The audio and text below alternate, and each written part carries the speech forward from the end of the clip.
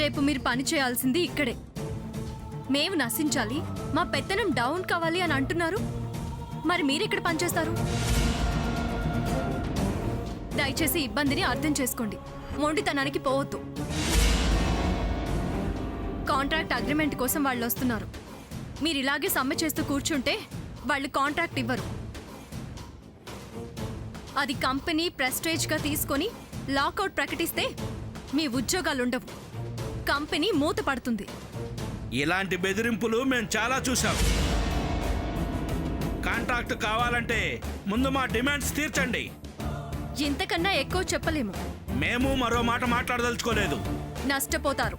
మీరు నష్టపోతారు. మిమ్మల్ని అప్పుడు అస్సలు భరించలేము. ఆఫీషియల్గా చెప్తున్నాను, సమ్మె విరమించండి. అది జరగని పని. మీ ఇష్టం, కానివ్వండి.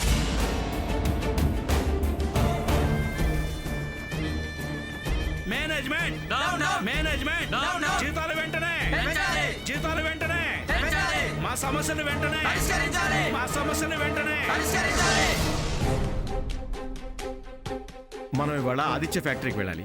ఫ్యాక్టరీ వాళ్ళు స్ట్రైక్ కాల్ ఆఫ్ చేస్తే అగ్రిమెంట్ చేసుకోవడం, లేదంటే క్యాన్సిల్ చేసుకుని నెక్స్ట్ కొటేషన్ ఇచ్చిన వాళ్ళతో మాట్లాడాలి. అంతే సార్. వాళ్ళ కోసం మన కార్డు ఇచ్చిన వాళ్ళని వెయిట్ చేయించలేం కదా. ఈ కంపెనీ మంచిదని, మంచి రెప్యుటేషన్ ఉన్నటువంటి కంపెనీ అని అవకాశం ఇస్తే వర్కర్స్ స్ట్రైక్ చేస్తున్నారు.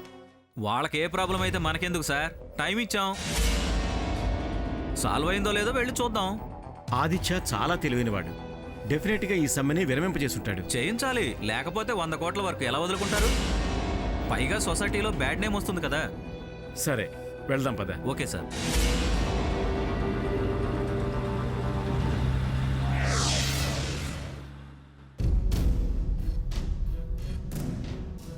యాజమాన్యం మొండి వైఖరి, యాజమాన్యం మొండి వైఖరి.